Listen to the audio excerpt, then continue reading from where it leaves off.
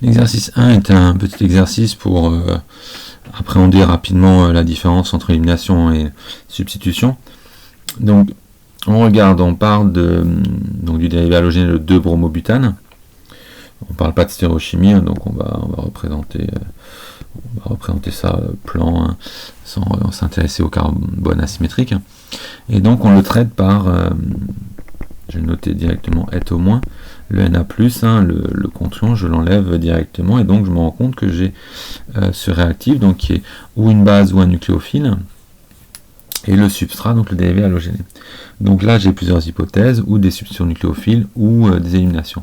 On me dit que j'obtiens 3 hydrocarbures isomères de formule C4H8, donc ça vraisemblablement avec une insaturation, ce sont les alcènes, et ici, en C6, avec un O, donc sans le brome, c'est simplement le produit de substitution. Donc pour les identifier, c'est pas très compliqué, hein. Donc si on fait la substitution nucléophile, on l'a fait comme ceci, hein. Alors SN1 ou SN2, c'est pas la question, et donc on obtient simplement ce composé là, d'accord, selon une éthérification de Williamson. Donc ça, c'est le composé C sans aucun doute, hein. Et ensuite il reste les éliminations. Alors pour les éliminations, là en revanche il y a plusieurs possibilités, puisque déjà il y a le carbone en alpha et carbone en bêta et en bêta prime. Alors si je fais l'élimination en bêta prime, j'obtiens l'alcène suivant. Là il n'y a pas possibilité de Z ou de E, puisqu'il y a 2 H sur le carbone de gauche, hein, donc il n'y aura pas de préséance sur la règle de Carnegie-Prelog. Et ensuite, si je fais en bêta, je peux obtenir donc ou cet alcène là, ou alors le compère, le stéréoisomère, diastéréoisomère Z, d'accord, le Z ou le E. Et donc d'après l'énoncé, on m'informe que A et A' sont diastéréoisomères, donc c'est justement les diastéréoisomères E et Z, alors qui est A, qui est A', c'est pas la question, et donc B, c'est évidemment celui-là. Voilà. Donc là, c'est vraiment sans mécanisme, hein, c'est juste pour savoir que voilà, on peut faire des éliminations ou des substitutions. L'exercice 2, donc quelques questions. Pareil pour différencier substitution et élimination. Quel halogénure d'alcane réagit le plus vite selon un mécanisme de SN2? Alors pour une SN2, hein, ce qui compte, c'est l'encombrement stérique. Donc quand on regarde les 3 premiers, donc les 3 premiers, on a le même nucléofuge. Donc la question se porte simplement sur la classe.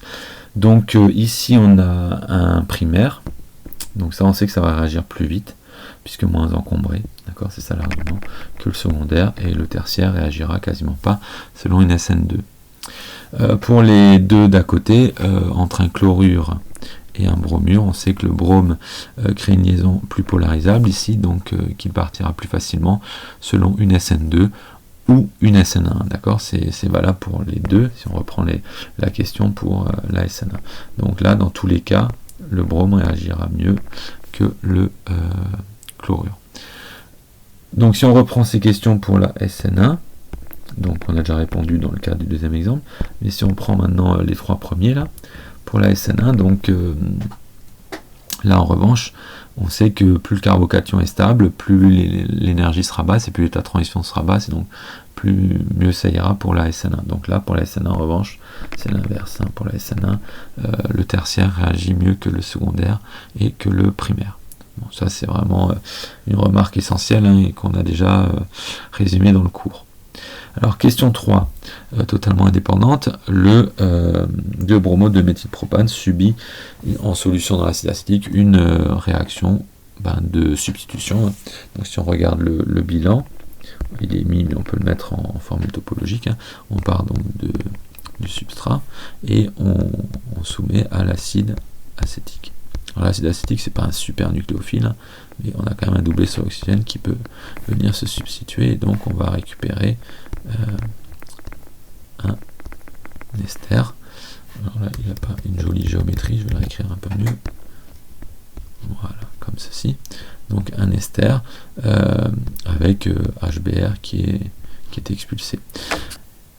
Et donc on nous dit que si on au lieu de prendre l'acide acétique, si on prend l'acétate, c'est-à-dire un meilleur nucléophile, parce que là l'acide acétique c'est pas terrible comme nucléophile, hein, c'est pas chargé, on dit que si on prend l'acétate, donc avec un O-, donc meilleur nucléophile, la vitesse ne varie pas.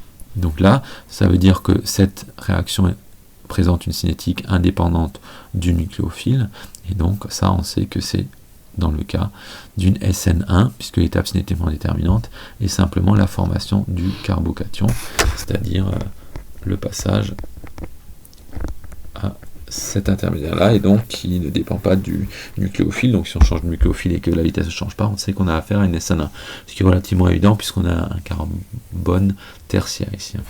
Voilà. Alors l'exercice, la question 4. La question 4, on fait une substitution nucléophile dont la loi de vitesse est d'ordre 2. D'accord, donc ça, c'est une autre façon de dire qu'on fait une SN2, pour ceux qui n'auraient pas compris. Et donc, on prend le 2S bromo 1 propane. On va représenter cette molécule hein, en prenant une notation de Cram. Donc, on va arriver à ceci. D'accord, donc propane, donc 3 carbones. En 1, on a donc le phényl, en 2, on a le brome, et donc on a bien 3 carbones. Donc si on regarde qu'il est bien S, hein, le prioritaire c'est le Br. Ensuite, on a le carbone qui est lié au phényl, et le carbone du méthyle, et en 4, le H, l'hydrogène, et donc on tourne bien dans ce sens-là, on est bien S. Voilà. Donc ça c'est pour le substrat, et donc on lui oppose donc du cyanure, du potassium, et je rappelle c'est selon une SN2. Donc c'est à dire que là le Br pointe vers nous, et donc on sait que le nucléophile va passer par derrière. Donc s'il passe par derrière, il faut imaginer là qu'il vient comme ça en douce par derrière, et qu'il va expulser le Br, et donc il va prendre la place du Br, mais en inversant c'est la inversion de Walden qui va placer le H, qui va retourner le H. Et donc on va se retrouver avec à la fin le H qui s'est donc retourné, d'accord, l'inversion de configuration selon Walden, et voilà la molécule finale. Donc si on refait, les règles de Kahn, Ingold, Prelog hein, pour les préséances du carbone asymétrique, on a ici un carbone qui est maintenant R. D'accord, on a eu inversion de configuration selon Walden, et l'ordre de préséance reste le même, c'est-à-dire qu'on a substitué un Br par un Cn, mais qui est prioritaire également. Si maintenant on prend le 2-bromo propane nitrile, en fait on va à la place d'avoir le phényl, on met un groupe, une fonction nitrile. Voilà, donc C triple liaison N, et que cette fois-ci on substitue par un acétylure. Voilà, on fait la même chose, et donc on aura de la même façon l'inversion de Walden, donc le H qui va passer devant parce que c'est le CC qui vient se substituer par derrière au Br, et donc cette fois-ci on a cette molécule-là, et cette molécule-là, si on regarde les règles de préséance, cette fois-ci en revanche c'est plus le groupe qui substitue le brome qui est premier, il passe numéro 2, là on est 1 désormais, alors qu'on était 2 avant, et 1 comme ceci, et toujours le 3, et donc on va tourner, cette fois-ci 1, 2, 3, on va tourner, alors on semble tourner R. Je rappelle que le H étant devant, il faut inverser la lecture, et en fait on est S comme au début. Donc c'est un exemple qu'on a déjà vu dans le cours, hein. C'est pas toujours S qui donne R, on peut avoir des doubles inversions entre guillemets, c'est-à-dire l'inversion de Walden et l'inversion de l'ordre de priorité de Kahn, Ingold, Prelog. Voilà, donc ça c'est juste pour rappeler ce petit cas particulier. Pour l'exercice 3, le réactif de départ, donc A, possède donc 4 carbones, 1, 2, 3 et 4, donc c'est un butane.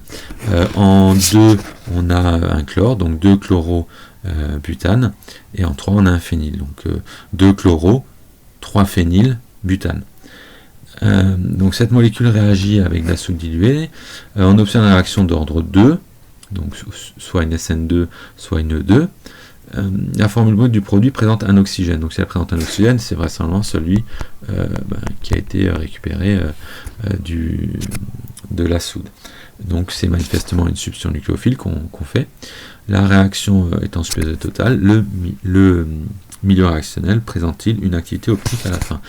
Bien sûr, on sait que la SN2, donc on sait que le OH- va venir par derrière pour expulser le chlore, et on va avoir donc l'inversion de Walden. Alors on ne touche pas au carbone d'à côté, qui lui est recopié tel quel. En revanche, là, on va placer le OH qui est venu en attaque dorsale, en anti, et on retourne, donc on fait le coup du parapluie sur H et méthyle, et donc on obtient désormais ce produit-là, qui a 2 carbones asymétriques.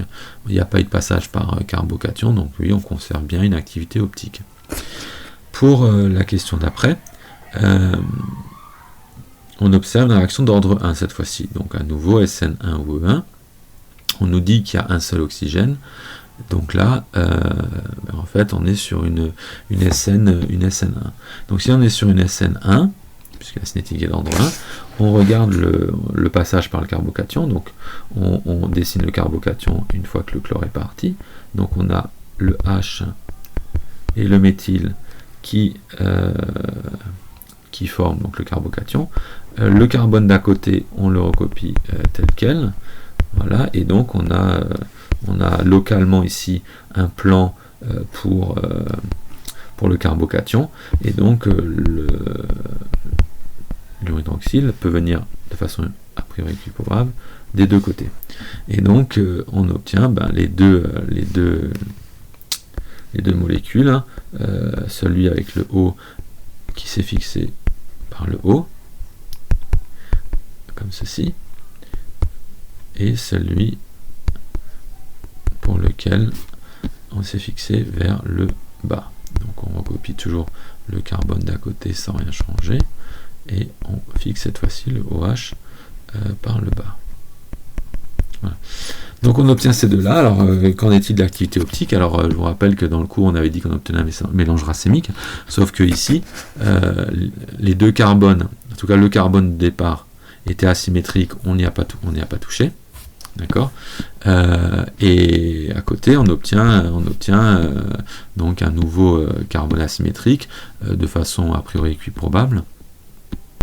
Alors, je vous laisse regarder en détail la configuration des carbones, mais ici il est S, ici il est S forcément, là vous vérifiez qu'il est R, là vous vérifiez qu'il est S, et donc en fait ce qu'on a c'est deux diastéréoisomères. Alors les diastéréoisomères n'ont pas des activités optiques opposés, donc il n'y a pas de raison qu'on ait, comme ce ne sont pas des énantiomères, ces deux-là, il n'y a pas de raison qu'il y ait perte d'activité optique, même pour un mélange 50-50 des deux composés. Donc ça c'est simplement parce que, comme on ne touche pas au carbone entouré ici, il n'y a pas de raison qu'on perde l'activité optique. Alors certes on perd partiellement des choses, puisque là sur ce carbone-là, évidemment, on n'est plus stéréochimiquement pur. Voilà, mais c'est juste pour dire que le coût du mélange racémique, c'est si il n'y a pas d'autres carbones asymétriques par ailleurs auxquels on n'aurait pas touché. L'exercice 4 est fondamental parce que c'est sans doute un des plus difficiles et qui montre si vous avez compris ou pas l'élimination bimoléculaire. Alors pourquoi? Donc on traite un dérivé halogéné par de la potasse alcoolique, et on constate qu'on obtient majoritairement l'alcène de configuration Z. Donc ça va contre Zaitsev. Donc c'est que manifestement on a fait une E2. Il n'y a que ça qui permet d'expliquer justement, il n'y a que ce mécanisme qui prime sur la règle de Zaitsev. Donc si on a une E2, ça veut dire qu'il va falloir que je commence par dessiner mon H et mon BR en anti. Je suis obligé de faire ça, et donc je vais le faire tout de suite, avant même de dessiner autre chose. Alors, je retrouve mon stylo, voilà. Donc je le mets, mon H et mon BR en anti, puisque je sais que c'est que comme ça que je peux résister l'élimination. Si je ne fais pas ça, de toute façon, je vais partir de travers. Et donc après, il faut que je me débrouille pour dessiner celui qui est demandé, hein, donc le 3S 4R. Bon, j'ai une chance sur 4 d'avoir le bon tout de suite. Bon, on a vite fait d'effacer, de corriger. Alors, je l'ai travaillé avant sur mon brouillon, donc j'ai vérifié qu'on obtenait ça. Voilà. Là, on peut vérifier que j'ai bien le 3S4R annoncé. C'est bien un hexane, hein. J'ai bien 2 carbones ici, un là, un autre là, et encore 2 là. Donc j'ai bien la chaîne la plus longue qui fait 6. En position 3, j'ai le brome, et en position 4, j'ai le méthyle. Et donc j'ai bien mis le H et le BR en anti, et là je me rends compte que quand je fais ça, j'ai les deux groupes éthyles qui sont vers l'arrière, hein. Et donc quand j'élimine, quand je fais l'élimination, donc avec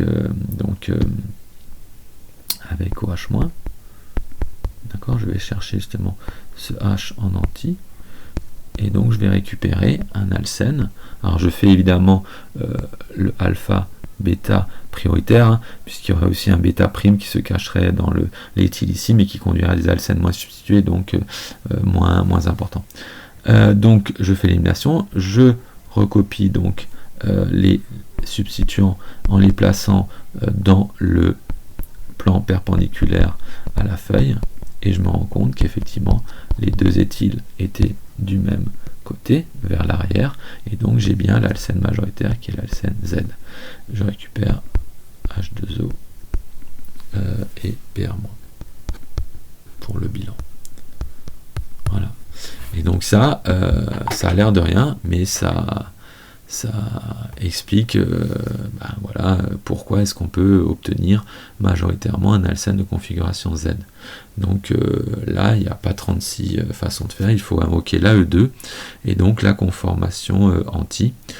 Si vous ne faites pas ça, vous tournerez en rond longtemps sans comprendre pourquoi. Voilà, donc à méditer. Dans l'exercice 5, on étudie une molécule cyclique, donc un dérivé du cyclohexane. On va le représenter tout de suite, hein. Donc à nouveau, j'ai fait un essai sur mon brouillon, et donc je vous mets directement le résultat. Donc c'est ce qu'on part du composé donc 1 R 2S, hein, avec un isopropyle. Donc isopropyle, c'est un propyle mais fixé au milieu et non pas à l'autre extrémité, et un chloro. Donc si vous regardez, c'est bien le 1R RS 2S.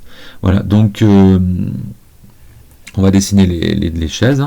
Alors les chaises, on va avoir donc le Cl vers le haut en axial et l'isopropyle donc vers le bas en axial, en équilibre avec l'autre chaise inversé, avec cette fois-ci le Cl vers le haut mais qui passe en équatorial, et l'isopropyle vers le bas en équatorial aussi.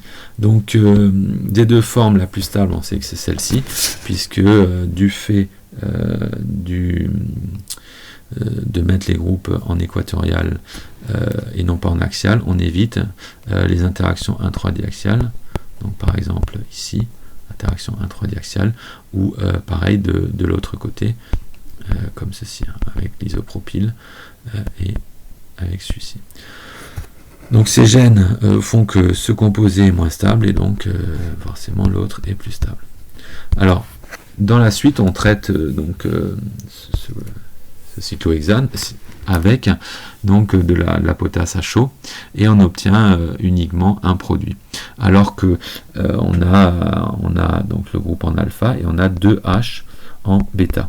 Alors si on n'obtient qu'un seul produit, à nouveau c'est une embrouille, et quand il y a embrouille, c'est généralement la E2 qui va expliquer ça, puisqu'à nouveau la E2, la conformation va primer sur la régio sélectivité énoncée par ZCF. Donc pour contrer la régio-sélectivité énoncée par ZCF, il faut invoquer à nouveau une E2.